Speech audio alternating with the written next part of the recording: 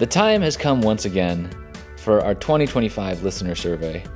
And this year we're extra excited to do this because past guest Kevin Capuccio from Jumperless has donated 3 Jumperless V5 boards as prizes for people that are drawn randomly for answering the survey. So if you're interested in letting us know more about who you are, what you like to do with electronics, and how you like listening to the Amp Hour, please fill out the survey and be entered to win a Jumperless V5. And as always, thanks for listening to the show. This is the Amp Hour Podcast, released April 15th, 2025. Episode 692. Like a steam engine in your house.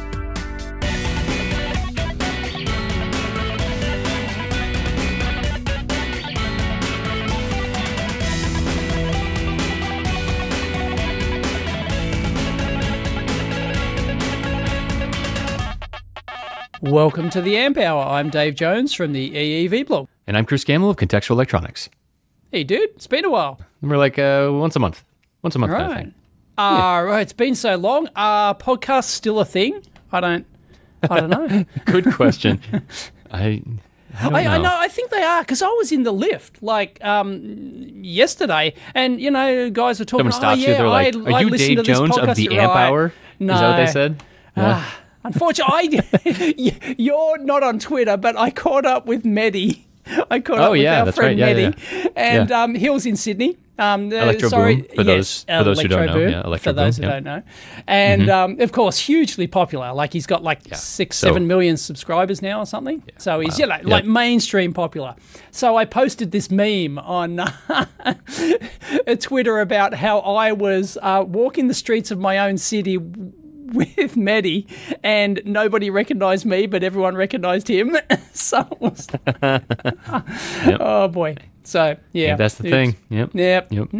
Happens. Were you like... I was thinking of that scene in one of the Avengers movies where Paul Rudd's like, he's like, hey, I'm Ant-Man. Do you want like a photo with me? Oh, right. No. Right. Yep. Similar thing. I'm kind of exaggerating because only one person recognised him, but it was fun. Yeah, of course. Right. It was yeah. So that's great. How's Mehdi doing? He's down excellent. under. Yes, he's going. He's doing great. So booming around the world, huh? Yep. Unfortunately, everyone assumed that, oh my God, Electro Boom's meeting EEV blog. There's going to be this huge collaboration, and it's like, no, we just hung out for lunch and walked around the streets of the city. Sorry, it wasn't that exciting. Not everybody records a podcast from the road when they go to Sydney. It's only a select few. They can hop in a car and record low quality audio. I will send you the. I'll send you the image, the meme image that I. Okay, that's great. That I posted. Yeah. It's the Say Keanu meme. Oh yeah. Bad Keanu.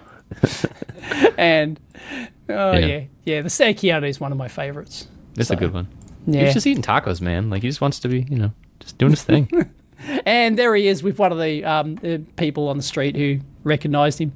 And there we go. I sent you another photo. There you go. Yeah. Okay. So anyway, that was fun. That's great. It was fun to finally meet up with Mehdi. And it was great. And we did actually we did attempt to find some PowerPoints, and we did in an underground basement car park. We found a bunch of PowerPoints. None of them bloody worked, so we couldn't do anything. Sorry, you were actually trying to we were trying to actually blow up PowerPoints. Yeah, we were trying I see. Got it. Of course. Why wouldn't you? Because that's kind of his thing, right? Got it. But I had to explain to him how they're called PowerPoints here, and he didn't know that. He thought he calls them outlets. Yeah, that's what I call them. Yeah. Yeah, right. I went, no, they're PowerPoints. I wonder where that comes from. I don't know. Sure, we could grok it or something. Speaking of wall power, I didn't mention this before the show, but I'm locked in, man. I'm getting solar, and I'm getting a battery, and cool bananas. I'm getting a rebate you were talking for all about that stuff, maybe. Yep. So I'm excited. I'm very excited. So you've signed on the dotted line. It's just going to be installed. Deposit is soon. in, and right. I've had measurements, and The joists look good, I guess. Excellent. I don't know. I had this interesting interaction with the surveyor who was like, here, he's, like just figuring out like where's the cable run's going to go, like down the house and stuff like that. And I'm asking him because some of the panels are going on I have a separate garage and the panels are going in the separate garage because that's like southern facing. That's like the best stuff that I have. And it's pretty far away from where the box is, and I was like, like what about like the drop? It's like, I know it's like a high voltage DC, it's pushing some power, but like there's probably a pretty significant drop through the cables. And like, man, I couldn't get through. Like, he's like, I don't know what you're talking about. Oh, right. Because he's like, just, there's like resistance. Yep. And he's like, I'm sorry. I don't know a thing. It's totally fine. Because he probably knew more about conduit than I will ever know in my entire life. Like I'll just have 3 lifetimes, right? Like this guy was a mechanical person. He's like, joists and conduit and cable runs and whatever.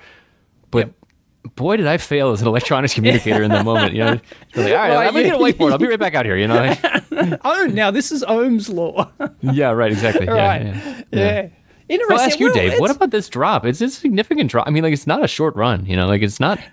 No, it's not, but I assume that you've got a string, you'll have a string-based system, yes, right? right? So you have like 12 right. panels. How many actual panels total are you getting? 2 sets of 14, yeah. Oh, 2 sets of 14, 28 panels. Yeah, wow. Yeah. 28 panels. All right. Yeah, it's like a 12 kilowatt system. It's a right. Oh wow, that's pretty. Yeah. It's gonna be good. It's that's sizable. Damn. 13 kilowatt hour battery. Yep. It is Which Powerwall battery? 3. Is it? Powerwall Oh, 3. okay. So it's a Tesla. Okay. Yep. Right. Surprisingly, it gets the best. So I think I mentioned on the show before, but Duke Energy, the place where I live, the power company, they pay you monthly to like have access to your battery. Maybe I didn't mention this on the show, but it's an interesting thing. It's basically a virtual power plant that other, so like me and other they people can use it as required for grid stability, yada yada. Yeah, like 5 p.m. every day. If I have juice in the box and they want access to it, they get like 36 events, and so they pay me a flat rate per month to do that. And then different battery packs, I guess, with different power availability too. Like it was interesting. Like they have like the whole chart. And some of the actual capacity, there might be another battery pack that's like another 13 kilowatt hour battery pack that's paid less. So I don't know if it's like the software integration or the battery or like the inverter's capability to push power back in the grid, but it wasn't the same amount. It was surprising. So yeah, there's I don't know enough about the Tesla Powerwall. It's not an inverter, right? It doesn't have an inverter built in, does it? It does have a bit. Yeah, it does now. Yeah. Okay, so you feed the strings straight in. Okay, so that's it's got the right. Yeah, so I'll have two landing strip. There was an interesting teardown-ish video of it, and it looks very, very nice. I mean, like the outside is super slick. Like Tesla the engineering style, in it's But like the incoming, like there's like I think you can have up to 6 strings coming into it, like DC strings. Yeah. 6 Jeez. Yeah, there's a power limit on the inverter too. That's an insane size inverter in there then. Wow. Yeah, I think it's more for getting more strings, more shorter strings. So I don't know what the limits are. Yes. Yeah, because each string will have like a minimum and a maximum voltage on it, and you can't just hook up anything. You've got to sort of like be, and then you've got the startup voltage of the string. So you've got to you can't just if you put the minimum number of panels on your string, well, that's great in theory, but what about in wintertime or shading, et cetera, right? You're like you never get to the startup voltage of that string, so you could waste half or 3/4 of your day, and a string doesn't even start up. So it's a trade-off, You have to be careful setting these things up. It isn't just, it's always just going to work. No, there's minimum and maximum startup voltages for your solar inverters. Yep. Yeah, it's a big deal. Yeah, totally. So it's going to be exciting to try it. I mean, like we'll see how it goes. It does seem like there's the big limitation at my house is I do have some trees around. So like even though I'll get more sun, it'll be blocked, there'll be shading and stuff like that. So it doesn't make a ton of sense. If those trees fall in the future, I could probably add more panels on, that sort of thing. So got it. Economics of it are very interesting, I think. It is going to be net positive. Like I'll definitely, assuming everything works out as planned, right? And I think the modeling software that they showed was really cool. Like, they have tons of like sunrise simulator or sun azimuth simulators, all that stuff. how accurate is the simulation. If it's in 20%, I'll still be okay, I think. So you're doing it primarily as one of those customers who just wants to save money, right? Because versus, if your what are the other options? Well, if your goal was to be like as off-grid, as possible, then you wouldn't be selling your energy back, for example. Then you wouldn't sign up to the plan to sell your energy back to the grid. I mean, you'd be hogging it yourself, I mean, you're going to make American jokes here, but like I use way more than this thing's going to, even at the 13 kilowatt. Like I'll consume a good portion of this power that I generate. So what is it with you Yanks and chewing bloody? Well, because you live in these stupid cold climates where you got to bloody heat everything. Well, I also live in hot climates. Yeah, I think it's really how we heat and cool homes. Like it's a whole home thing versus a per room thing. So I think that is a big contributor. I think you guys operate a little warmer than we do. Honestly, I think you're. I mean, I don't think it gets as humid where you are. Crapping on about like boilers and things like this, and like an Aussie goes, well, "What the hell's a boiler?" It's like what? It's like a steam engine in your house. Don't understand. It's just a steam engine in your house. Don't get it. Don't get it. Yeah, it's just not a thing. In some situations, it actually does make sense for like distribution networks, right? Like if you think about the alternative. So if like having one like central power plant effectively in an apartment building, and then distributing it and having it like individually controlled with a what's it called, like a valve, steam release valve. So yeah. Into speaking of batteries, we're about to have a federal election here, which means money printer go brr, and the government's the current government is trying to get back in, are going free batteries for everyone, or I think it's $4,000 for everyone who wants a battery. It's like, I just installed my battery, thank you very much. So it's I think money printer go brr, so everyone will get $4,000 for installing a battery now.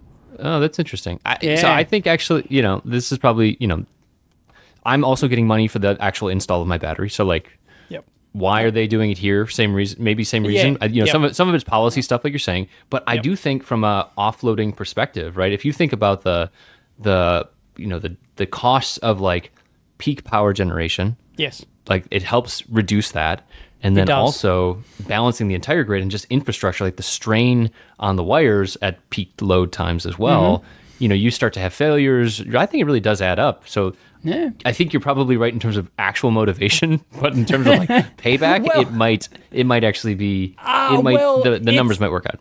It is unfortunately a short to medium term fix, because we've basically here in Australia we've backed ourselves into a corner because we have the largest uptake of home solar in the world. Due to government subsidies. So the rich taxpayers subsidise. So the taxpayers subsidise rich people who could afford to install solar systems, basically. But we have so much solar here now that during the day our prices go negative. Our wholesale prices of energy go negative because they will pay you. Energy companies will pay you to take the energy, because there's so much excess due to the solar. So now so what that means is that it's not quite financially viable to do nuclear energy or other baseload solutions like that, because we have too much of this bloody solar installed. Solar's great, but you can actually have too much of it on the actual grid. And it's causing us problems where, we're kind of backed into a corner where, we can't afford to do nuclear because it doesn't make financial sense because of all the excess timelines on that are also solar. Timelines. But aside from that, it's not financially viable to do it either. Even if the timelines weren't there, the long timelines weren't there. So so we're sort of like stuck where so much solar that the only choice is to everyone to install battery systems. So here you go. Here's $4,000 taxpayer dollars. I mean, that's not a bad. I think distributing it though too is also good. Oh right? It's not necessarily bad, but long term, like if you just look at it from a pure engineering and environmental and other point of view, nuclear would probably be the best solution. Interesting, right? But I don't know if I agree with that. Because batteries take a lot of mining, right? And they only last like 15 years, and then you've got to replace the whole thing. So it's the whole country replacing all of their battery packs. Overall, if you're talking long term, long right. term, Big picture. then sure, like, you know, nuclear baseload is probably the most sensible solution. But you know, it's just not viable here anymore. It is interesting. Yeah, I think in terms of like externalities and things like that, I think nuclear gets bad rap because of waste product, of course, is dangerous, but like waste product of batteries. You want to go there? Exactly. Yeah, exactly. Nobody thinks about that because but battery waste product doesn't glow. No, it doesn't. But it's also very, very bad for the environment. If you're an environmentalist, you know, it's incredibly bad, let alone mining it, let alone manufacturing it, let alone disposing of it, and going through the whole cycle every 15 years. Yeah. You know, and most of it's going to come from China, unfortunately. Yeah. My, yes. Yeah. Anyway. Friend of the channel, Peter Walkinson, who designs and manufactures Australian batteries here, well, using cells from China, but at least they're an Australian designer and manufacturer, right? And they gather it all together. In fact, he could get cells from anywhere. It doesn't really matter. It's just that, you know, it's currently best to get them from CATL, CATL, which is one of the major providers in Asia. Right, they're one of the BYD providers, right? Yes, I think BYD. The massive, yes, it's one of those. Yeah, they're like top 3. Yeah, totally. Or whatever, something like that. And you know, he's saying that most of this is going to come from China, unfortunately. And everyone goes, oh, but Tesla manufacture their batteries. Everyone will buy a Tesla. Not so much. Unfortunately, the majority of them are going to come from China. Just the demand overall is just like so much coverage. It's huge. Yeah. I mean, we've got, I think, 3 million homes in Australia have solar? And like, if a third of the people take them up, that's 1 million installation of batteries, right? Yeah, it's just crazy. It's just nuts. So anyway, money printer go brewer. So great. Yeah. Oh God. I was actually watching. Speaking of large batteries, I was watching a video last night. I was thinking about it because the Powerwall is actually. So I have 2 like distribution boxes. One goes out to my garage where there's, and then one goes to my house, and I can only like back power the house if there's like a power outage situation. That's fine. And then I was like, I wonder, you know, I do have this big battery in the garage known as my car. Yes. And I found this video of this guy who's just pulling off he's just putting an inverter with like a quick disconnect, like a very well made, this is a very good video. Yes. But quick disconnect just on the 12 volt. And I thought he was going to be tapping into the high voltage battery. So I was like, don't do it, man. Don't do it. But of course not, right? Like, So he can pull off he was actually doing it on a Chevy Bolt, which is what I have, an EV, Chevy Bolt EV. Off the 12 volt, but that's coming from the 12 volt lead acid battery. No. So that's the thing. So it's coming from it's a 62 kilowatt hour battery pack, which is wild because that's like 4 times bigger than the house battery I'm going to have. Yeah. And then there's a DC to DC, a water cooled DC to DC converter that back powers the 12 volt battery, but they must have known that it's going to do this because that has a continuous rated output at 125 amps. So that can do. Well, that must be specific for that car because most EVs still the 12 volt accessory outlet. Yeah. Well, at least most EVs it's up until just now off the battery, that I'm aware just come from the old school lead acid battery. Yeah. Right. Well, and this would normally charge the battery, charge, right? Yeah. Well, that's what mine has. Mine will actually turn on in the middle of the night and it'll charge that 12 volt battery. Oh, really? You know. Wow. Yeah. Interesting. Yeah. So it'll turn on. Yeah, I'll try and post this video. It was fascinating. Okay. I mean, like this guy definitely knows his stuff. Right. Okay. I'm just, a casual viewer at this point. I was watching this and just being like, I would never do this. But I did not know any EV had that sort of power capability backfed into the 12 volts. Yeah, it's interesting, right? That must be for a specific market well, there's need no or something. we've talked on the show before about like the vehicle to grid VTG? VTG, yes, vehicle to and your one doesn't have VTG, right? It does not. I think they must have put it into like enabling it software wise at some point. That must be like, why else would they? This is not a cheap thing to do, to just add 125 amp like DC to DC converter. No, right? But really, it's just like a 1 kilowatt DC to DC converter effectively. It's massive. So like, unless they were going to do something like that, or have a future version that was going to have just a plug on the side of it. That's like, Yeah. So anyways, he's just basically tapping off that, putting it into a commercial inverter that can do 2 kilowatts, I think. So it could do up to 2 kilowatts, but he's got it fused down to do less. And yeah, it's great. I mean, like, it was great build, great everything. I was flabbergasted. So. And whether or not you go with like your what's called an AC battery, yours is an AC battery, so it basically can power your entire house if the power fails, right? Or it's you not go an AC battery. The Tesla is an AC battery. That's the industry term. It's called. It's of course it's a DC. Because it has the inverter built in. You mean? I mean, because like, it has the inverter built in, and the house is on the load side of the inverter. Yes. Your entire house. So if the power, so if your mains power fails, your house stays up and powered up. That's right. Yes. That's why it's called an AC battery. It's not actually the battery itself is still DC, but of course, it's just called an AC battery in the industry parlance. Got it.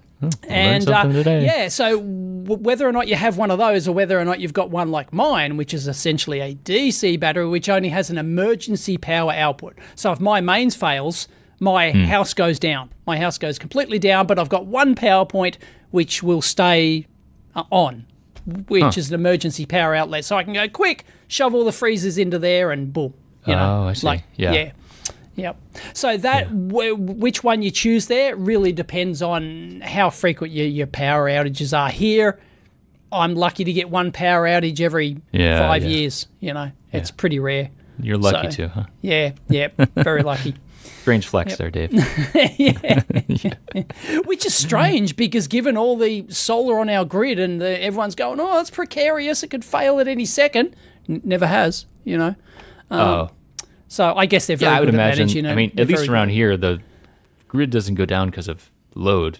Right. It goes down because of wires getting hit by trees. Whereas all my local suburbs it's all underground power. Yeah, totally. Yeah, which is good. So they actually came through. They were trimming all the trees. You know, like that's the thing. Like every 5 years they come through and they just pare back all the trees that are anywhere near a power line. So like that's part of the deal here. You know, it's got it. Still cheaper than putting wires underground after the fact, I think. Yeah, got it. Yeah. So you said that you did get a subsidy of some sort for this, but it's still costing you a absolute boatload, isn't it? I mean, crap ton. I could share numbers. I don't know. Should I share numbers? Well, it's entirely up to you. Of course, we want to hear the numbers. I mean, it's a $32,000 system. That is a boatload of money, no doubt. There's a 30% federal tax credit, which, as far as I understand, it's still going to go. You know, all things asterisk here in the US these days. 10 grand off that. 10 grand back, yeah. And then roughly. The big thing is so that's 12 kilowatt of solar, you know, 28 panels, and then the Powerwall and the install, all that stuff. Right. And then I get $9,000 back for the PowerPair program. It's called through Duke Energy. They've already given you a figure even before you've exported the energy. It's a fixed amount. You reserve. It's a fixed amount. Yeah, you reserve it. That's the thing that makes it all really worth it. Right. I was going to say that's interesting. Wow. Yeah. This is them basically saying we don't want to build our own infrastructure, right? They're basically paying me to build infrastructure, quote unquote, right? And then they're going to rent it from me, and like that does make. That, like I said, from a policy perspective, I don't deny that, like you're saying, like it probably is a taxpayer, come on, vote for us kind of thing. But I think from an actual investment, like spreading the risk and stuff like that, I think it actually does make some sense. Granted, I'm also a taxpayer and a utility user who's benefiting from it. So take that as, but like really, I think the real thing is the cost of turning on a peaker plant is like so high. I think. Up until probably January of this year, there was a lot of like negative pressure on doing that sort of thing because they're often coal, they're often natural, they're really all natural gas here now because the cost differential, and just you have a fixed cost there too, and you have all the costs of like turning on turbines and whatnot, and like like maybe we pay people to like borrow some of their power like that. Someone's doing math somewhere. There's some MBAs and spreadsheets, I'm sure. So, well, I am currently looking at peak prices today. Here in New South Wales, and it's 11,000. Peak prices are $11,300 per megawatt hour. So that's So like if we $11 convert that to kilowatt hour? divide that by 11. So it's over 1,000. So it's $1,100 per kilowatt hour. Wait, that doesn't sound right. Didn't you say 11,000? Wouldn't it? Yes, 11,000 megawatt hours, but divide that by 1,000. Sorry, 11,000 divided by 1,000 is 11. 11. Yeah, that's what I thought. Jesus, $11 per kilowatt hour, right? Normally power is like 30 like cents per kilowatt hour. Yeah. Okay, right? I see. Yeah. So it's Where like does that get $11. published too? That's interesting that it gets published. Yeah. Oh, That's yeah. like I can give you public the link utility right now. kind of number thing. Yeah. Here's the link right now. You don't cool. have to sign in. You can just view the. Great. Yeah. Yeah. There That's you go. cool. And if you go to the price and demand graph, it shows you the peak prices today. But they only turn on very briefly. Like they turn on for 10 minutes, 20 minutes, something like that. But yeah, it's like 1,000 times the rate or something. Yeah. You know. Right. Yeah. Right. It's very expensive. And Right, yeah, that's we can interesting. actually monitor that price in real time. So that is the market wholesale rate that I'm showing you there. So the purple graph. So if you go to price and demand. Price and demand. Yep. Price and demand. There it is. Yep. Okay. Yep. Yeah, And that I'll link purple this in the graph, show notes for those- people too. yeah. And Yep. oh wow. Those two purple peaks there, they are when they turned on. You can see they're around about 5 p.m. Something like that, 5:30. So people have come home from work. They turned on everything, right? They Plug in turned the on all their car, turn on the cooktops and AC. everything. Yep. Turn cooktops, on all the kit and caboodle, and Right. of course the solar's dying by that point, right? Exactly. So, you yeah. start to like lose And- a lot of Yep. capability then. Yep. And that's when they have to turn on a couple of these peak. I feel like you're gas generators proving your or own whatever. point here, Dave. This is why they're giving people $4,000 per battery. With all knowledge of the other situations, but yeah, They are, That's but it's it's interesting.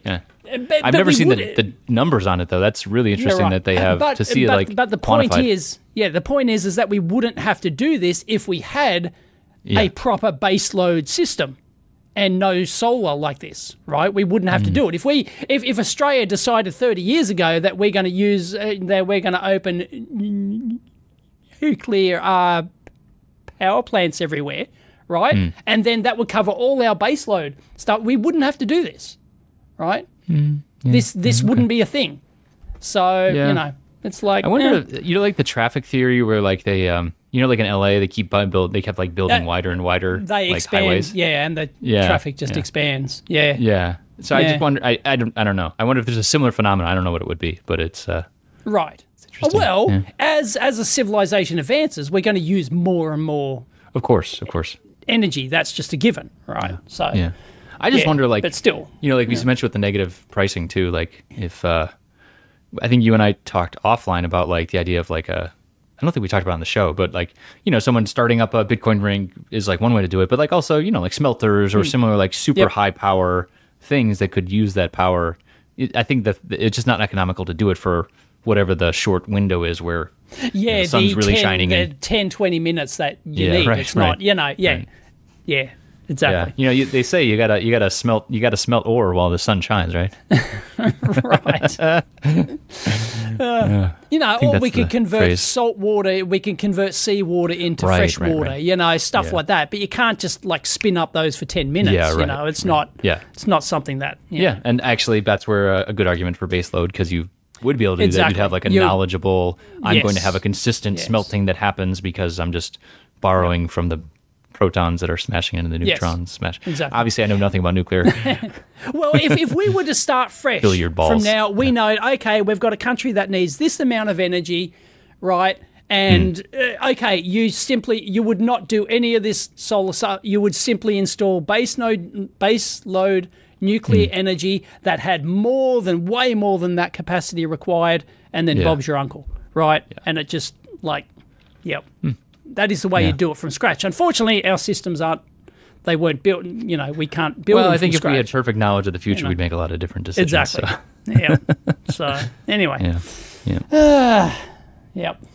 That's the thing. Anyway, yes. So, even just today, prices were minus $23 per megawatt hour sorry, they only give it in, that's wholesale prices. Yeah. They jump up to megawatt hours, not kilowatt hours. Yeah. Right. Yeah, it was minus 22 megawatt hours, and a few hours later, boom, it's up to $11,000 per megawatt hour. So it goes from negative to positive 11,000. This is in the span of a couple of hours. Yeah, that's wild. Just here in my state. It's mad. All right. Yeah. It's just crazy. Anyway, there you go. Power. Yeah. Yep. Cool. Yeah, it's cool. So. It's cool to play with these charts. Actually, I've never seen this kind of data before. Oh, so, okay. Well, I'm surprised more. you guys don't have something similar. I'm sure we do actually. Yeah, but it's buried away somewhere on some government website you've never seen. Yep. Yeah. Right. Yeah. Oh, boy. And I think if you've gotten like an account on this, like, you know, you can get like a corporate account or whatever, you can actually go down to the individual plant. So you can go down to see the data for an individual plant, how much this, you know, this large battery, you know, this large Tesla battery array, how much energy it's using, and you can actually monitor the individual plant energy. Nice. Yeah, it's That's crazy. great. So, well, to go from very, very large to very, very small, I am going to be starting a new series for work. So, you know, people can tune out if they don't like that. But it is basically how to build tiny things, tiny boards and things like it. I assume this is a video course? Not a course, but like a, you know, video series kind of thing. No, video series, and I got the little, so we described this 2 shows ago, but I still haven't shown it publicly, but I will probably be doing that this week, probably after the show, after what we're currently recording comes out. But yeah, I got the BGA part. I think I showed you the design before the board even was sent. Yep. That's how long it's been since you and I've talked. And you completely redesigned it. Multiple times, yeah. Right. Yeah. Right. So it is a 52840, an NRF 52840, the BGA, the WLCSP part. It turns out we were talking about a 0.4 pitch BGA. As I found out, it is actually a 0.35 pitch BGA. And so a little bit closer than I thought. But it all, I think the thing that's interesting, and I didn't see other people posting about it. I'm sure there's some media about it somewhere. I was able to get it on the JLC process, the 6-layer process with the via in pad. It just barely, so the 0.35 millimeter pitch, you still have to do like some pin choose. You don't have to use all 3 rows of the CSP. Okay. But I got probably, I think there's like 64 total GPIOs that are like you available. Yeah. And I think I got like 40 of them out of there. So like significant amount. Nice. Yeah. Yep. And but the tricky thing was like the via in pad was the exact amount of distance, like the exact minimum distance. So I think it's 0.25 millimeters is the minimum distance, and like if you're at the pure extent of that, that's how you have to have your via in pad set up. So it's all about like having your grid set up correctly so that you are putting it onto that grid, because anything else is just going to air out their DRC system. And I've assembled 3 boards, and one of them worked. So one of my 3 assemblies worked. So at least I validated that it came up, and So how did you hand assemble that? Did you do a little stencil? Yeah, I ordered a stencil. Unfortunately, I found out that after multiple back and forths with JLC, I sent in probably 4 or 5 versions of the board. They had their engineers come back to me, and very helpful. Right. No arguments with that. But they made the stencil of the first design, and they set it and forget it, and it's like out the door, and they didn't tell me that they made the first design. I probably should have known that. And so I ended up bumping some parts around. It wasn't too bad. The BGA still lined up, and some of the helper caps around it were moved around, but overall, I'm still terrible with paste paste application. Have you ever gotten good at that? I don't do it enough. It's one of those things, if you don't do it all the time, you kind of lose the mojo, I think that's right. Yeah. And plus this isn't I don't have a frame, right? This isn't a frame stencil. Sure. So, and I definitely don't have a framing system like the kind where you actually do the application process. So, there's a lot of stuff that could be better. One thing that I am proud of, and I did well, I think, is I actually 3D printed a jig so that it was perfectly flat with the top of the PCB. So the jig perfectly holds the shape of the board outline, in place. It's got a notch, so it is a circular board. It doesn't rotate because I have a notch in there, and it locks that in. But then that is perfectly flat, but it's still like, I don't know. I'm just still not good at it, I think. I don't know. I'll take tips in an email, so if people want to send feedback at theamphour.com, please let me know your tips. I'm sure there's videos you like, just ways to get better at this sort of thing. I will I'll put it out in the universe. Cool bananas. Yeah. Excellent. Well, so hopefully, like fun. Check it out. Yeah, I'm going to make some videos about it, but then also programming them, and it's a little sensor playground. So fun stuff with that. And tell us where it's available. It will be available on the Goliath YouTube channel. It is not published yet, so it'll be published probably tomorrow. Okay. Yeah. So by the time this comes out, I'll link it in, and there'll be some, I think, sign up probably. So. Got it. Yeah. Speaking of signups, there's another segue for us. So 3 episodes ago, we had Kevin Capuccio on the board, the Jumperless V5, talking about that. I've got one of those. Kevin, yep. Well, older one. Yep. Yes, that's right. Dave has a review of the older one. We can link that in too. Was it a separate review, or did I include it in a mailbag? I can't remember if I did a separate one. Might have been question. In a mailbag. Might have just been a mailbag. Yeah. Kevin very graciously decided to send the amp hour 3 units, and these are retailing at $350 plus, I think, in the US. Pretty pricey, obviously very cool units. Yep. We are going to use those as giveaways for the 2025 Amp Hour Listener Survey. Probably the first one in about 5 years. Yeah. What have you been up to the last 5 years? More shit. Things happened Same shit in the past 5 years? Oh, boy. Yep. Yeah. All right. Listener survey. Great. Yes. We want to know the usual things. Are you still listening? Probably the answer is yes. Well, because you'll be taking the survey. Didn't we include last time that would be relevant? Did we include a question? Because I can't remember what we included in the last survey. At this point, it was so long ago, right? Is there a question about like what other podcasts do you listen to mainly? Oh, you do ask that one. Yep. Yeah, we okay. asked that. Yeah. Okay. Yep. Very good. All right. Yeah, I don't know what I would ask differently. I think probably maybe just some more topical things, like like what processor are you using these days would probably be kind of interesting. Okay, what layout software are you using? Yeah, that'd be interesting. Kind of just it's always going to be like I always think about a lot of board houses do surveys of their users, and like some board houses are like maybe targeting low end, so they're like, oh look, a lot of FreeCAD and Eagle, or equivalent like low cost, like JLC is doing a lot of easy EDA. It's like, of course, right? That's their software program. So we're going to ask industry questions like, like what CAD package do you use? Which supplier do you use? Which, right? Those sort of questions. Ooh. What's your favorite distributor? Yeah, totally. Yeah, we could do all that stuff. Yeah. It's kind of our survey, Dave. So we can really just make it up do anything we want. Yeah, so we'll come up with a list. Yeah, they're really annoing questions. Like, why the hell are you asking this? You just want to listen to the bloody podcast, Yeah. We can make them optional. I think it's. Right. I always love digging through the data. I think we usually review it on here. Yep. People could try and be funny. It's fine with me. So. Although we, get like thousands of responses, like we can't go through them all. I did a recent EEV blog viewer survey, and I've actually half shot a video, actually going through the survey, and it's probably already like 40 minutes long or something. Yeah. Just going through God, Yeah. Yep. Yeah, but it is useful, and we'll do a drawing. I'll ship them out. So I don't think we have any restrictions on country for shipment. So. All are welcome. Cool. We definitely want to hear from everybody, and we'll see if we can have any runner-up prizes too. Cool bananas. See what we can do. Yeah. All right. But like usual, make sure you put in your contact info. We're not going to spam you with anything, but we need to find you.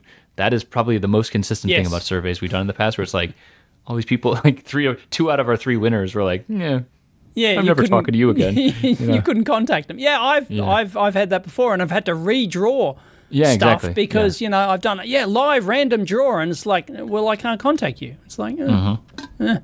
Yep, totally. Yeah. I've actually had emails back like 6 months later. They went, oh, I just found your email. Do I still win the oscilloscope? And I'm going, no, dude. Oh, sorry. Sorry. Yeah. That was 6 months ago. Valiant try, though. Valiant try. Yeah. Yeah. Oh, boy. Anyway. What's up with you? You've been doing some scope videos. Was that after... So we talked about last time about double triggering, stuff like that. And then I saw you were making some scope videos. Did we talk right? What? Double triggering? Did we talk about? What's it called? We were talking about the 20 megahertz scopes that you had as a child, and you were really into dual time based delayed triggering. Yes, right. Yeah, that's it. Got it. Yes.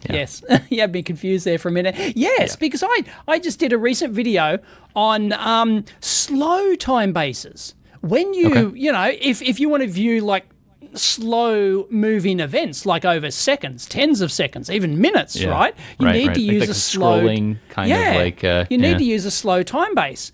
And it got me to thinking, well, because I was actually doing slow time-based bench testing here. I was doing some fuse testings. Fuses take quite a lot, minutes to blow sometimes, right? So I've got my scope set up, and I'm wondering why the scope's not bloody triggering.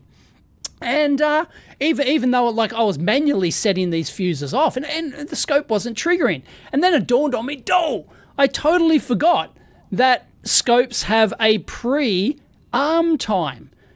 Which normally doesn't matter, right? But because the way scopes work, by default, the trigger point is right in the middle of the screen, right? Which is right in the middle of the memory buffer. Oh, yeah. So how it works is that when you press that single shot button, right, the memory has to fill up. Half of the memory has to fill up first. And during that period, your scope will not trigger. It will not trigger because it's sitting there in it can go by different names, pre-arm, pre-fill or something like that.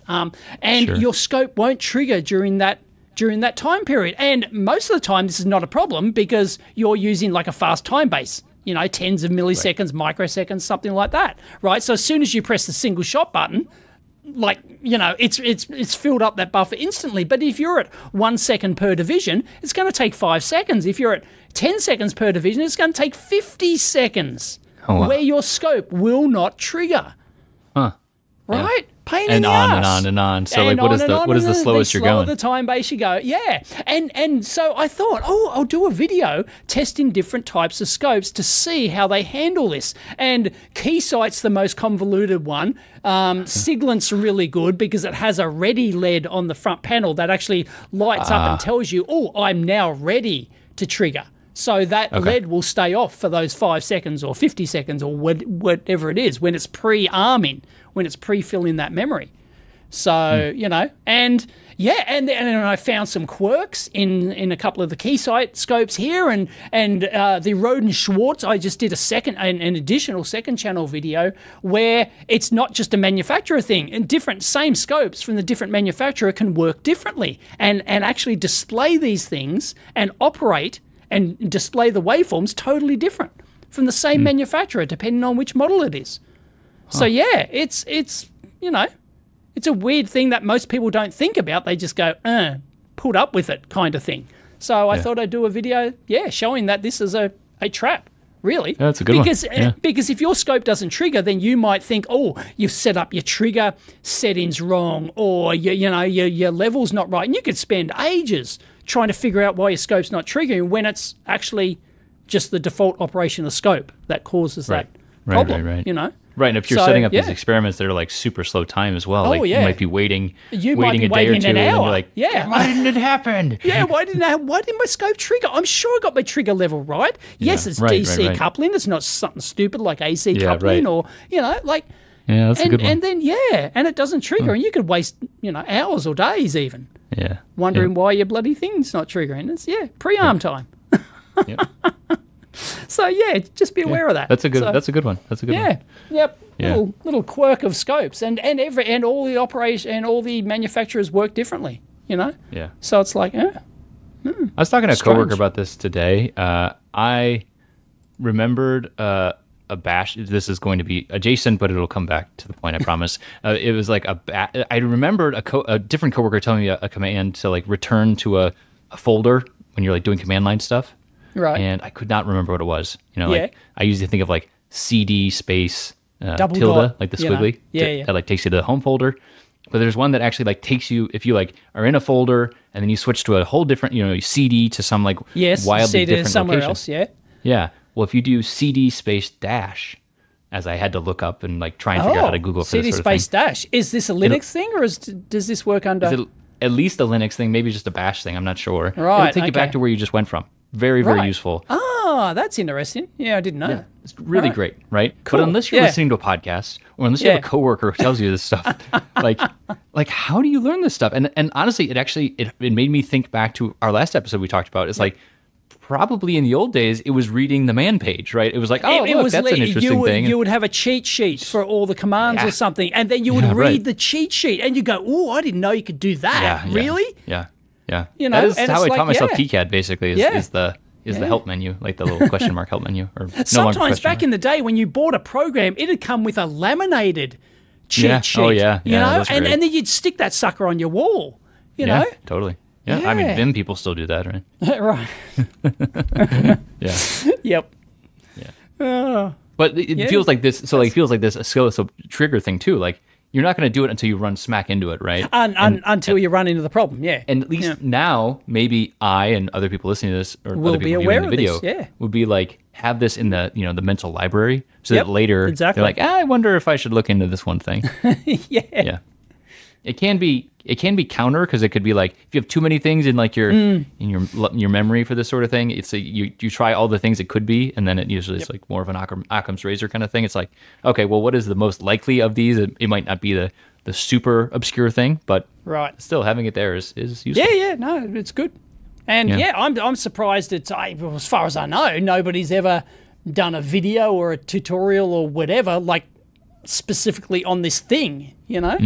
That is, it's not an uncommon thing. I mean, a lot of scopes for small, well, almost every digital scope will have a roll mode for slow time bases. In fact, there's quite a few scopes will automatically enter roll mode if you turn the time base down enough, or they'll have a selection where it can do that, where you can toggle it to do that. It'll automatically switch to roll mode, which it basically becomes a chart recorder in that sense. So it continually updates the screen as it's like a scroller. It's like those old 2D scroller games. It scrolls across the screen, and I really like that. Which is great. If you're going if you have a lot of data as well, for like tracking I2C traffic, and just kind of like then you have like this large visual like kind of view of things happened here, and it was about 5 seconds ago or something. Exactly. And you can see, it's good to be able to see these things pop up as it scrolls across the screen. It's a good visual indicator. Unfortunately, a lot of people don't know that most scopes will not trigger at all in roll mode. So, yes, you can only start and stop. You can't actually trigger it to stop in roll mode, so which is a bit of a bummer. Some scopes do it, but most don't. So, just be aware of that. Okay. Traps for young players. Totally. Yeah, that's a good one. That's a good one. Old timer here. Old timer. Speaking of product design, because this varies by manufacturer, friend of the show, Jeff Geerlin, can we talk about his video? Because this blew up. I was seeing this video. Sorry?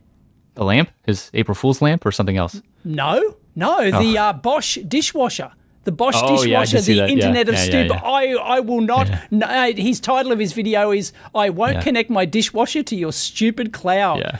And my God, I was seeing this video popping up everywhere on I think he hit the zeitgeist with that one. Yeah, he hit he really hit a nerve with Joe Average on this one.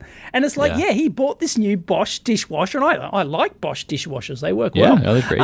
And it turns out only after he got it home, installed it, and everything, and that's quite a lot of work to get your dishwasher actually delivered, hooked up, and installed, and everything. Right? It's a lot of effort to get to that point. Totally. And only then did he realise that a couple of the main features of it were not available unless you A, connected it to your Wi-Fi, B, downloaded their proprietary app, C, gave them all your bloody, private info and access and everything else, right?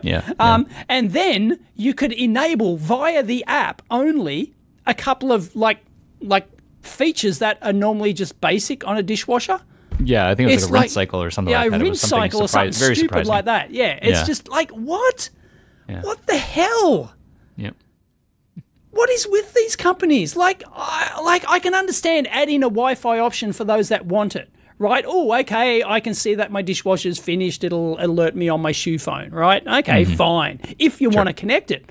But to tie that into basic features that you don't get, what? I think they must be doing some kind of like activation code or something. Like, so like out of the factory, it's the dumbest version, and then you have to like activate it based on the code and what you paid for, blah blah blah. Yeah. It's, my God, it's just so bad. Yeah. Unbelievable. And everyone's going, return it, just return it. And it's like, do you know how much effort it was to like install this and how much effort it is to deinstall it and then try and ship back a giant bloody dishwasher? Like, So he's kind of like just has to take it up the rear, It's like, just got to like bend over and take it. Unfortunately, like, really sucks. It really sucks. Anyway, that video really hit a chord with a lot of even non-technical people. So, how are these companies so stupid? How can you there must have been like a boardroom meeting about this, right? There must have been like a meeting. Oh, what stuff can we include in? There has to have been a meeting for someone to many meetings, many meetings for people to decide this shit. Yeah. And it's like nobody stood up and said, like, no, I think this is a bad idea. It should only be optional. And it's like, I've been in meetings like that before. I think it usually comes down to like, well, we couldn't possibly do it any other way because of XYZ, all these historic reasons. Right. Yeah. It's like the workaround of the workaround of the workaround of the workaround. Yeah. And then I think there are a lot fewer Jeff Geerlings of the world than there are, yes, just consumers. And I think that's unfortunately how it goes, right? I mean, like, that's just so that's why it's great we have Jeff's and similar, right? He's using that platform. But was the goal to get people to sign into your app so that you can like harvest their data? Is that the goal? Because like it just seems. No, I would get. I mean, like giving it the most charitable definition would be honestly, it would be like, well, how else are we going to act? There's a problem with like, okay, so I know a little bit of IoT devices.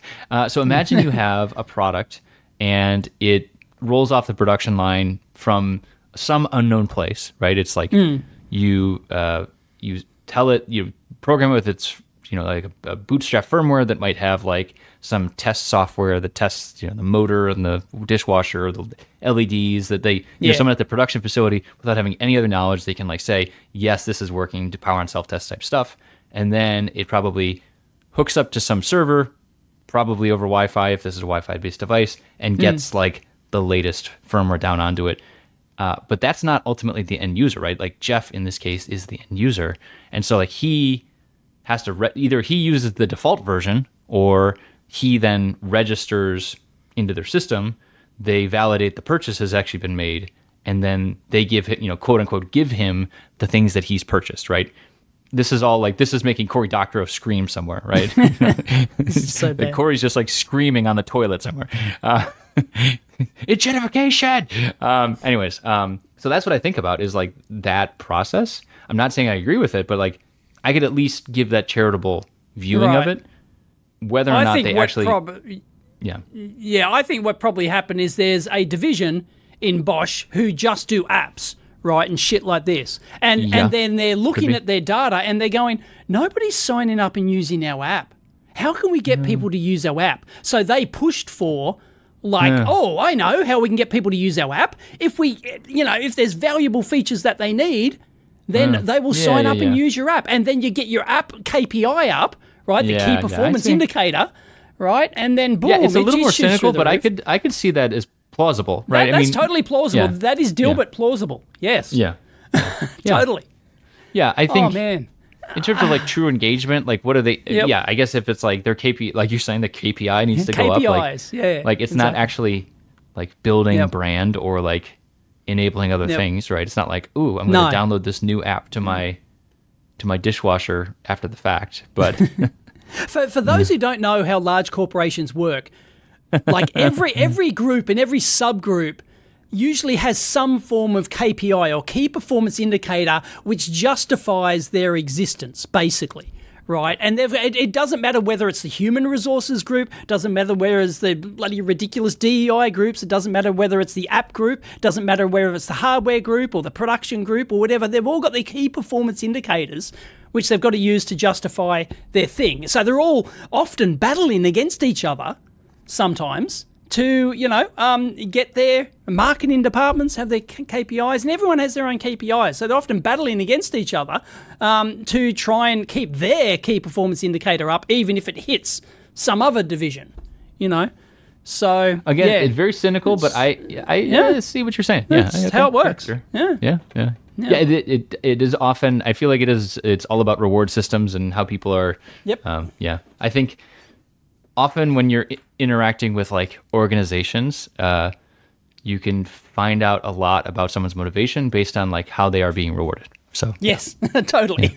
Yeah. So what Dave said. Yep. My bonus at the end of the year depends on my KPI being above 10.0 or something. I don't know, whatever. Yeah, and it's and you do it by hook or by crook, right? Yep. And it's just And if you have to screw over some other group, fine. That's their problem, not yours. So, oh man, it's like. Well, I suppose this is the time in the show where we should talk about how I'm in the U.S. and I'm getting screwed over a little bit on my purchasing power here, Dave, and mostly my building stuff. Has it actually started yet? Is it immediate impact? How does it work? I think 2 days from now, I believe April 9th is the date of the tariffs. Right. Tariffs is what we're talking about in the U.S. Everything's up in the air.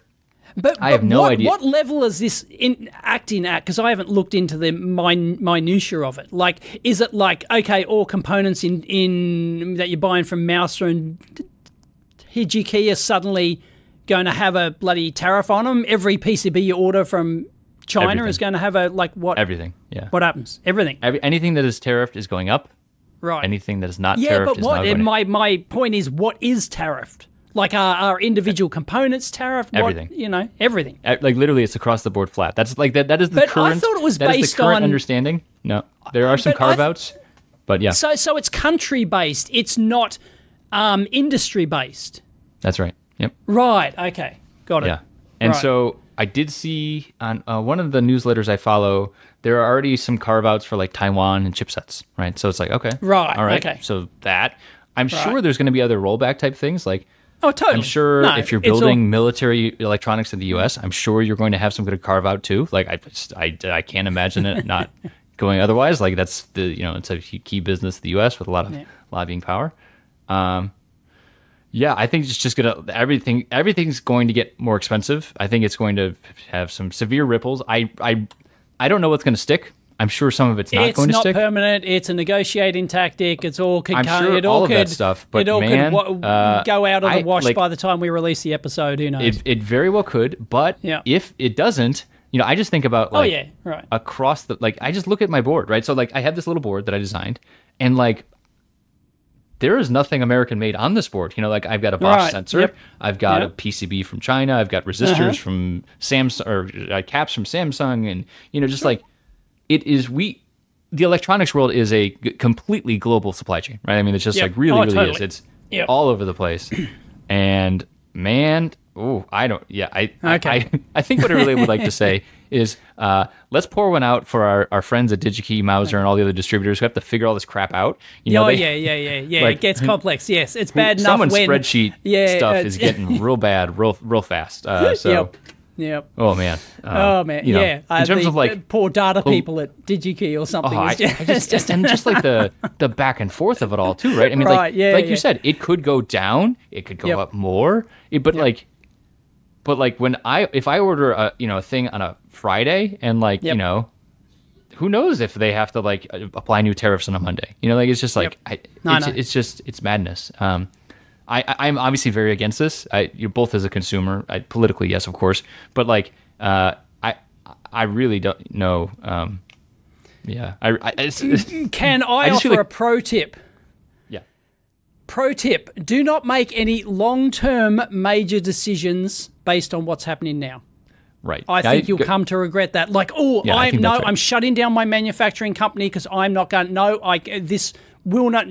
No, I think that's a big mistake. do not make long-term decisions based on what's happening. Yeah, I think that's right now. That's right. Yeah. Yep. Yeah. Don't do it on what's said. Do it on what's actually done. It could and blow like when you get over the in bill. weeks or months, and it's all nothing. Very well could be. And you shut down your company, and you've gone off, to I don't know, farm goats or something. To herd goats or something. Farm goats. Yeah, I don't know, whatever. Like that room in Severance. No. No, I've only watched the first couple of episodes of Severance. Sorry. Man, Dave, get on that. Good Lord. All right. All right. We'll talk after this about that. Talk about differences. Oh boy. My yes. goodness. Do not make long-term decisions based on this. You'll come to regret it. Guarantee it. Yeah. I mean, so like I've been thinking about this for my own stuff, right? Like I am not going to stop building electronics because literally I don't know what else to do, right? I mean, I guess I could talk to people about stuff, but usually I talk to people about electronics. Like I think I'm like, okay, well, if I fuck it, man, I don't know. But I think what I end up thinking is like, I am not going just to state it plainly, there is very little silicon that is like completely American made and packaged and like available, right? Like there are some moves towards it. I think we mentioned Eagle Electronics is like even if you got like TI who's and your fabs manufactured in Texas right? or whatever. Right. Their packaging plant is not in Texas. in the Philippines or whatever. That's right, exactly. So it's like, and they're making moves towards packaging potentially, it's like some of the CHIPS Act, which is apparently maybe under the knife too, is like they were trying to do packaging in the States, which I applaud. But like, that's not for me. That's for military folks. Like that's for like medical and like high value things. It's just not me. Like even all the stuff. Like I am buying bargain basement parts effectively. I'm buying the offcuts. I'm buying the I'm buying the hooves and snouts of the electronics world, right? Interesting. Can I make an interesting point? What happens, I assume, that stock that's already in the country is not affected, correct? There's some... I haven't looked close enough. I think I saw some provision. This is now hearsay, so like don't take this word. But I heard that there was also some like retroactive provision as well, which again is like, I don't know how that works. Yeah, that's... Yeah. Okay, so, interesting. But just to talk about, like, let's just talk about like the actual existing supply chain as it is right now. Like, I cannot source 100%. Like, so if I want to avoid tariffs, there is nothing I can realistically build on like the best day. That like, there's nothing really that I could do like that. Nope. And now, because of this, what's going to also happen is we're going to see shifting supply chains that are also chasing this, right? Because there are going to be some cost-sensitive applications that are like, well, I have to try and like have fewer tariffs, so they are going to do that, and like to their benefit, right? Like there could be potentially a buildup, like in a best-case scenario, which I don't think it's going to be, but in a best-case scenario, it would drive more factory build-outs in the U.S. that would serve that market that also wants to avoid tariff. Okay, I get it. Like that's the theoretical. I just don't think on a timeline that's realistic. I don't think it will ever actually happen. I think what Dave says, by the time that happens, the tariffs would go away or get renegotiated, whatever. Blah blah blah. So like, I don't think that's actually the plan. But like, so in my mind, the I'll do the best I can to source stuff that's probably already U.S. based, right? That's just like a choosing stuff off the shelf, A versus B. Like, okay, if there's an equivalent that's like a little bit more, like that's the economic decision. Fine, I'll probably do that. But I think the real thing that I'm coming to is like, I need to now go to the Chinese ecosystem and find the cheapest stuff I could possibly do. Right? Pay the tariff. Exactly. And then because and pay the tariff and it's less than the total is less than Yeah. Right. Because it doesn't make sense otherwise. Like anything else is like, so like, so this now leads me to something that I'm going to give you all relief and stop talking about tariffs, I think. There are parts that are like in the ecosystem that are amazing and like bottom of the barrel that are coming out, like cost-wise bottom of the barrel. Yes, right. So like the CH32 V003 we've talked about on the show. Yes. There's a new part called the CH572. It's basically the CH32 V003 with Bluetooth on it as well for like 15 cents. And it's like, oh, okay, I'll just do that. It's insane. Like it's nuts. So ultimately, I think a lot of this stuff is going to have unintended consequences, but like thinking about my own like personal decisions in a design context around this sort of thing, I think I'm just going to race towards the lowest possible cost option, pay the tariffs on it because it seems like the tariffs are unavoidable anyways, and then just work within that ecosystem. And until the until they somehow ratchet, which I don't think there will be, like, unless you get to like, so like, if I have a $2 chip that's sourceable in the US somehow, right? Like, assuming the TI parts, like the CC 2640 or something like that, this 2641, I think, is a Bluetooth chip, right? If that's $2 and I could somehow buy it for $2 a DigiKey, which I'm almost certain I cannot. I mean, what I have to have a 2,000% tariff to get to the same level on a 10-cent chip? Yeah. So, okay, Exactly. great. Like, I don't think we're going to get to that point. So, like, it still behooves me to go to the Chinese ecosystem and just go bottom of the barrel and see the best I can do. Like, so now the optimization exercise is finding the bottom of the barrel, doing the best I can with that. Maybe quality degrades a little bit, or I spend more like man hours to like build up libraries and workarounds and all that other stuff. But it definitely doesn't hit the. I'm not the test case, right? It's not me. It's other manufacturing. But like, as an individual, that's what I'm thinking about. Is like that's the direction I'm probably going to go. Interesting. And it sucks. I hate it. I really hate it. This is just all of this is just seems so unnecessary. It's really dumb. I think it's going to have a lot of impacts in the industry. I think it's going to unfortunately cause some economic hardship for a lot of folks. And if it's any of you, I'm sorry, and I feel for you. So, well, that means I can make shit here cheaper. Maybe, yeah. I mean, I'm actually. Although I can't because our Aussie dollar's just gone down the absolute toilet. So you know. Yeah, I mean, but like I am like. You know, there's like an intellectual curiosity about this madness. Like, what pops out the other side? Like, is it realistic to manufacture in Australia? Like, I don't know. It could be, right? But it might not be Australia, but it might be like some other long-term goals based on what's happening now. Yeah, it's just. I think that's the thing. It's mass uncertainty, and I just feel for all the people that have to deal with this. It's dogs terrible. And cats living together. Yeah, that sounds right. Mass hysteria. Yeah. Yep. Mass hysteria. Yep. All right. Can that be the title of this episode? Mass hysteria? Mass hysteria. Mass hysteria? Yeah, it feels like it. Yeah. Why not? Yeah. Why not? Yeah, let's do it. Yeah. Yeah, it's good. Let's have some fun. Let's do a Ghostbusters themed. Ghostbusters, man. Best ever. Did you know? I just tweeted. Did I know? What? I was listening about, I think it was like a YouTube short or something, but about Ray, not Ray, who's the guy that sang the song? Ray Parker Jr. Porter? Ray Parker Jr. Ray Parker yes. Jr., yeah. So like, he got sued because it was that song was basically I Want a New Drug by Huey Lewis. Oh, right, okay. Right? Like, yes, and right. So like, they ripped away all those royalties from this very, very famous song. Both songs are famous, but you know, I'd say of course. Ghostbusters is instantly recognizable by a broader swath. Totally. And probably made more money.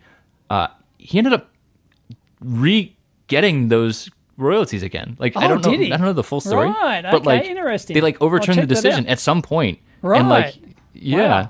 Wow. Cool. So, steal like an artist, folks. Yeah, right. Oh boy. Yes. He did add no, I'm not gonna say it. Never mind. What? He did add what? Come on. He did add the important line for the Ghostbusters.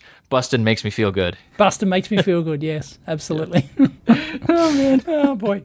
I tweeted just this morning that the best AI movie ever made, the best movie about AI, was made 42 years ago. It's called War Games. War Games. That's a good one, Dave. I agree with that. Yeah. Yep. Yeah. Just like Ghostbusters is the greatest startup movie ever made. Oh, that's a good one too. Haven't you heard it? It is a startup story. Yeah, it is a startup story. It's a pure startup story. They're limited. They had to mortgage the house to get the loan. They had to find a new market. They captured the franchise. The franchise rights. They were thinking about the franchise rights. They merchandise. Yeah, merch. It's a startup movie. Ghostbusters is a startup movie. Yeah, I like it. Yeah, that's good. That's good. Take that, Hollywood. Make something as good as that. Yeah. I just went to see Minecraft yesterday. That's a movie. Yeah, Minecraft movie. Yes, I actually went to the cinema to see it. Okay. Yeah. It'll make $1 billion. Oh, I don't doubt it. Yeah. I'll briefly cover my review, which I posted on X, of course. Okay. Is that I have never encountered audience participation like this since the only thing I can remember is Star Wars I was Fever. going to say, like, Oh my God. what's it, Rocky Horror, maybe? Like Rocky Horror Picture Show? No. I mean, no, those are very, I mean, you haven't probably gone, but, you know. No. Those are very, very strong audience participation. Yeah, but I'm talking about movie, you know. Rocky Horror Picture Show is a movie. Yes, I know, but, like, it only happened once, and that was, what, when was that? Late 70s? Late 80s? 70s? That's what I Late think. 70s, yeah. Late 70s, I think? Yeah. What do you mean it only happened once? They're like, they would do showings where like everybody would get up and act and be dressed up, and No. it's the same thing as the Star Wars thing, I think. But anyways, okay. I So what were haven't you had saying that about the Minecraft movie? So anyway, like people showed up with like blocky swords and stuff? Oh, yeah, and like, you know, and block helmet things. But the thing is, right, before the movie even started, they actually, you know, they were showing the previews and everything. They turned the lights back on, and the manager came in, right? The theatre manager came in and said, look, sorry to interrupt, but viewings of this movie, we've had hundreds of complaints of people from customers, and that movie was spoiled because everyone was screaming and shouting and getting too excited during the movie. So if you could just calm it down a bit, that would be much appreciated. They were getting hundreds of complaints, and Wow. as it turns out, That's a banger. Yeah. And as it turns out, no, the audience couldn't contain themselves, especially near the end of the movie. There was shouting, screaming, dancing, you know. There was it was nuts, man. Sounds like the people who love phenomenon. Minecraft really love So this that's bloody great. thing's going to make $1 billion. Yeah, that sounds like it, yeah. Yeah, yeah. That sounds like the kind of thing where like people would go back and go yeah, for the experience again. yes, they would go for the experience. It was mad. It was, and that's interesting. it's kind of a I know shitty nothing about movie, Minecraft, so right? other Yeah, than it's no, a very popular apart game. from my kids playing it, they're obsessed Yeah. with it, and they know all the lore and the nuance and everything, and you know, so everyone was shouting out during the movie, and you know, it's like Pig Rider or something. I don't know, you know, like Dave, don't know. I think you and we are both the olds. So, yes, we are. yeah. I don't think it's getting any better for us, buddy. Anyway, it's going to be hugely popular. Okay. But Yeah, even though it's meh, you know, it's kind of like you know, there's no payoff in it. Like I actually really liked. Sorry, I'm going to nerd out a little bit, but I really liked Jason Momoa's character, Garbage Man. He's called, and they build up his character at the start. He's like a 1980s retro video game champion. Right, so he's this, and he's been, you know, for the last 30 years, you know, he's just been milking his fame from that kind of thing, you know, from being the, you know, the video game champion of, you know, 1985 or something, and so they build all this up as in like he's the world's best gamer, and I thought, this is going to pay off in the movie, right? He's going to use his gaming skill. No, doesn't happen. Doesn't happen. It's like, no, sorry for the spoiler, but yeah, it doesn't happen. No. So, yeah, I was disappointed with that. Anyway, there you go. Minecraft fever. Yeah, it's nuts. That's great. Yep. Yeah. I think I will probably get to go to a cinema in about 5 to 7 years. So. Oh, right. Yes. Yeah, the kids. Yeah. Yeah. Yeah, they'll be at that I'll probably age. be watching something like a the latest movie. Disney flop. Yeah. Right. Yeah. Right. The latest Disney remake. Now they're trashing the. Yeah. Yeah. Oh boy. Yeah. Yeah. Good luck. Anyway, All right, man. Well, catch you next week. yeah. I'll see you soon. Bye.